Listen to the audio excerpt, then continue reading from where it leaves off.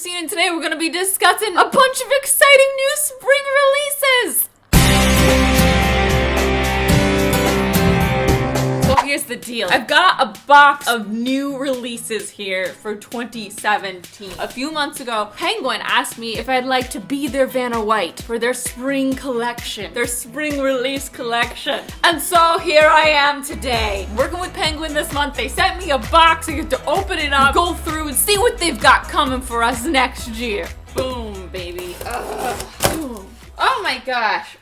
I just sprayed myself with a spritzing of box. Ooh! The first book we've got here is called, The Valiant by Leslie Livingston. It looks like a female gladiator, which is something we don't really see ever. On sale February 2017. Let's take a look at the blurbs. Oh my god! There's a quote on here from Carmen! There's a blurb on here from Carmen! My friend Carmen! Oh, the book feels on Instagram, Carmen! She's on the back! A courageous and action-packed story that defines sisterhood and the meaning behind honor. This book will leave you feeling empowered and ready to take on the world yourself. Carmen said, oh, the book feels. This is cool. This is cool. Oh my god, and Windy Darling's on the back here too. Long after I turned the final page, I could feel chariot wheels vibrating beneath my feet and bloodlust burning in my veins. The Valiant is nothing short of spectacular, and I cannot wait to watch it set the world on fire. Two very trustworthy sources in my book. It's really cool. It looks like they took blurbs from bloggers.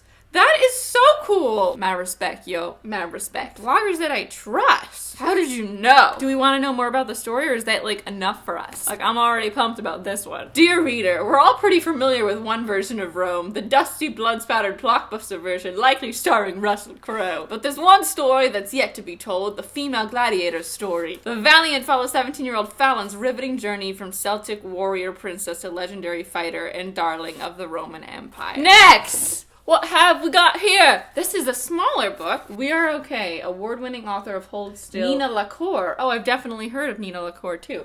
Did she write that book with the pink with the...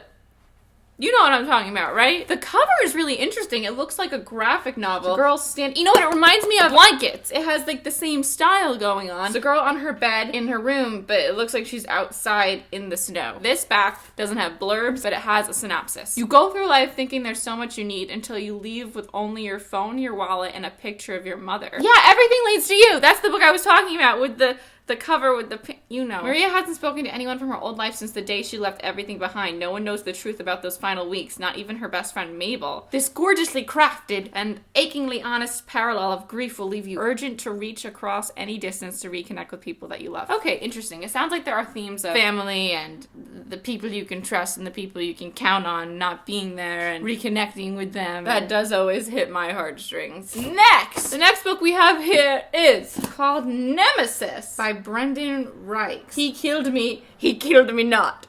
He killed me! Wow, I do like that. The actual image on the cover looks like a wall that was painted white and then hit with some throwing stars. Is that what you're seeing too?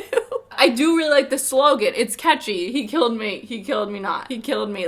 That's amazing. From that, what are we getting about the book? I mean, sounds like whomever was killed woke up alive again and she can't remember if he killed her or he didn't kill her. I mean, I'm intrigued. Ooh, the back is filled with blurbs. We got one from Victoria Aveyard. Addictive as a puzzle, moving with breakneck speed. Nemesis had me guessing until the very end. Ooh, I like that. So it sounds like you go in not knowing much and you have to figure it out as you go. I really enjoy reading those types of books. Like a fifth wave type of feeling where you don't know, but you want to figure it out. That's one of the reasons I love the fifth wave so much, because the whole time I was working on it. You know, I love to theorize. It's one of my favorite pastimes. I've also got blurbs on here from Ransom Riggs. Reichs plots like the Swiss-build watches. That is a huge compliment. Oh, Renee Adia is on the back. Alex Bracken. Yeah, okay. Very intrigued on this one. Next book in the magic box.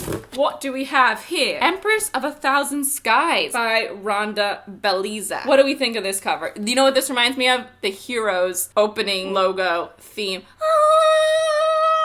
With the eclipse. I'm not sure what it's about from the cover. Based on the cover, I would say we take place in space. Let's check out the back, shall we? This one, the back doesn't have blurbs. It's got synopsis stuff. We've been alternating back and forth between blurbs and synopsis stuff. I don't know which hooks me more into wanting to read the book, you know? Like, it's an interesting experiment, actually. Honestly, I think maybe the blurbs, because when I look at them and I trust that person, and the more people I trust I find on the back, the more prone I am to want to read that book. This is also a February 2017, March 2017 for Nemesis. Empress Rey, better known as Crown Princess Rhiannon Tannen, is the sole surviving heir to a powerful dynasty. She'll stop at nothing to avenge her family and claim her throne. Oh, Empress Fugitive Madman. Okay, it looks like it's told from 3 point of views in the back, or we got 3 main characters. An empress, who is Rhi, a fugitive. Ali has risen above his war refugee origins to find fame as the dashing star of a Holovision show. But when he's falsely accused of killing Rhi, he is forced to prove his innocence to save his reputation. Hold up. Okay, wait. The first character we just talked about was Rhi. So she's dead? What? And then the third person is Madman. With planets on the brink of war, Rhi and Ali are thrown together to confront a ruthless evil that threatens the fate of the entire galaxy. There's a little bit of a confusing synopsis here. It says that the second character is accused of killing the first character, and he has to prove his innocence, but the first character and the second character are thrown together. What? Maybe this is told in like back and forth in different time sections of these two people's lives? That confusion has interested me. Next. Blah, boo, Ooh, this is an interesting, I like this cover. The more I look at it, the more confused I am, though. City of Saints and Thieves by Natalie C. Anderson. City of Saints and Thieves. What could these be? Is this just like a graphic design? It has to mean something. It kind of looks like Checkers. City of Saints and Thieves. The girl with the dragon tattoo meets Gone Girl in this thrilling YA murder mystery set in Kenya. In the shadows of Sangui City, there lives a girl who does not exist. Tina and her mother fled the Congo years ago as refugees, trading the uncertain danger of their besieged village for a new, safer life in the bustling Kenyan metropolis. At first, Tina thought the grand Grey Hill estate where her mother found work as a maid was a lucky haven, despite also being home to one of the city's most corrupt citizens.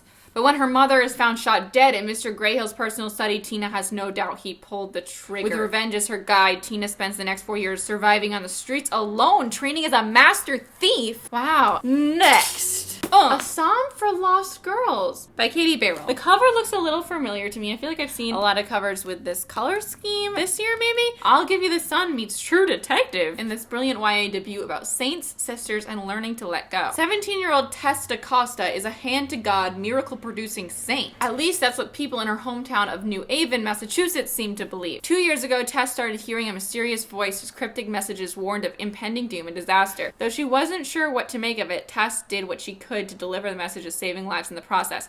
Soon enough, people began to pray to Jess, and stories flooded in telling, oh wow, this is really interesting actually. I really enjoy when plotlines kind of play around with how we look at the concept of God and religion. That was a very thought-provoking synopsis. This is set for March 2017. Next. Boom! Pop! Whoa! We have Bone Jack by Sarah CROWE. The cover, immediately to me, I'm getting middle grade vibes with this one, Bone Jack. It kind of reminds me of the cover of that book, that famous book. And there's like this dog and a clock. Anyway, off topic. Bone Jack. Dark, magical, and mysterious. Bone Jack captured me and carried me away. A story of magic and myth, of one boy caught between worlds, and of the lengths he will travel to save those he loves. Oh wow, and it's like nominated for awards already. Praise for Bone Jack, a 2015 Carnegie Medal nominee. Mysterious. Next. Blah, hee, ho. Ooh.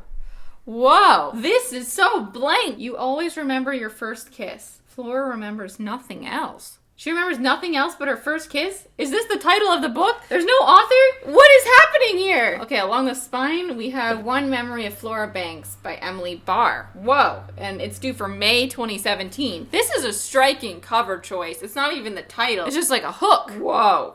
Look at the back. Wow, it has just a bunch of ages and then like a sentence underneath each one. 10. The age I was when my brain changed. 8. How many years my passport is valid for. 6. People out there looking for me on the ice. 4. The age when I met my best friend, but a note says I shouldn't contact her now. 2. Stones. 1 is mine and 1 is Drake's. I'll find him wherever he is. 1. Memory.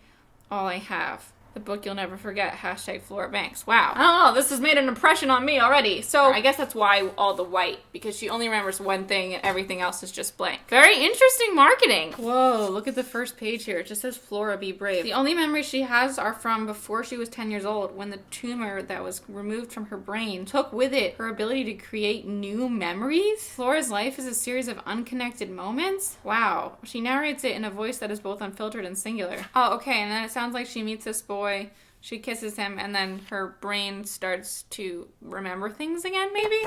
Wow.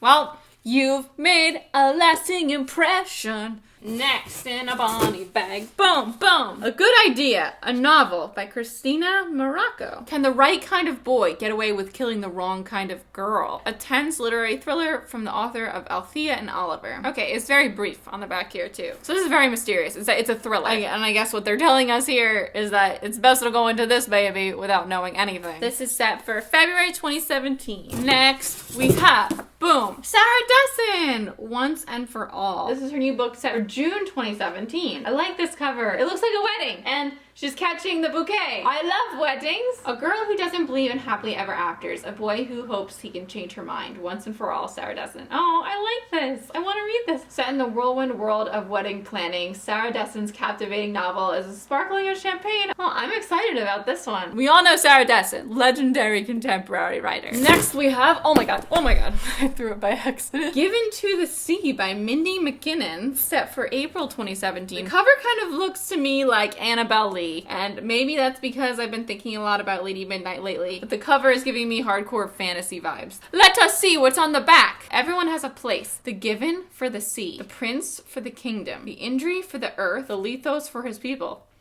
Sounds like a fantasy to me. Yeah. Kosa has always known that this would be her fate, to give birth to the next given, then dance into the sea and to her death. Now the tides are changing and the fates they thought they knew could be washed away. Definitely sounded like a high fantasy book. What else we got here? Boom! Traitor to the Throne, a Rebel of the Sands novel by ALWYN Hamilton. Ooh, this is the second book in the Rebel of the Sands series that I would assume. Kind of reminds me of like a Brandon Sanderson cover, except prettier. Rebel by chance, Traitor by choice. This is set for release March 2017. I have not read Rebel of Sands yet, but I met ALWYN Hamilton at Comic-Con this past summer, and she was so lovely. Full of magic, betrayal, and heart. Traitor to the Throne is everything I wanted and more, says Kelly Morton of Joseph Beth Booksellers. Oh, it looks like she got all booksellers to blurb the back. That's really cool. And then last, oh, we only have one more book left. The last book we have in here is...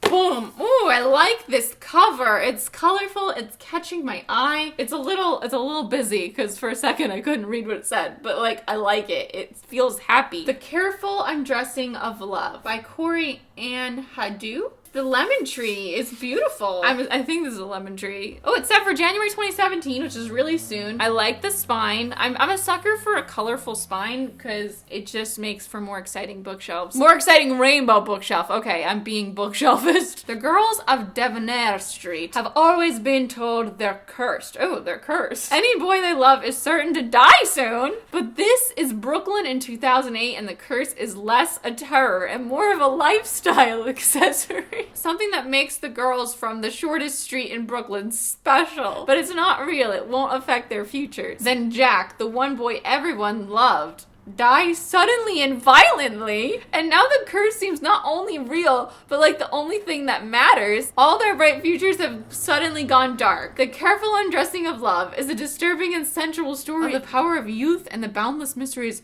of love set against the backdrop of HAYDU's brilliantly reimagined New York City. Wow, what a cool synopsis. That escalated quickly and did not go where I was expecting it to go based on the cover. It sounds like a mystery contemporary novel, like a mysterious contemporary love story.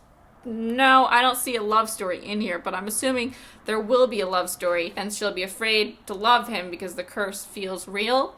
Maybe. And that concludes our preview of the Spring Penguin collection. So I'm gonna go through and pick which ones I think I'm most excited about based on the marketing of the outside. So I think that's a cool experiment, and I'd love to see what you're most excited for based on what I've showed you from the outside and the covers and stuff. Let's see. So this one definitely makes my top 5 list. And then we've got Sarah Desson. This one kind of scares me, but I'm intrigued. The One Memory of Flora Banks. Then we've got Nemesis. He killed me not. Like, this one's gotta be in the top 5. I trust so many of the blurbers. covers. I love the hook tagline on the front. A Psalm for Lost Girls. I think that's on my list. 1, 2, 3, 4. Wait, 4. Oh, wait. And then Valiant. Oh, crap. I'm a little torn. Okay. Based on the marketing, I'm gonna say Valiant. But based on the story, I'm gonna say this one makes the cut. I don't know! I'd love to hear which of these books have caught your eye. I'll leave links to all of them in the description below. Thank you so much for watching. I'm Christine. I make videos every Tuesday, and I will see you next time. Goodbye!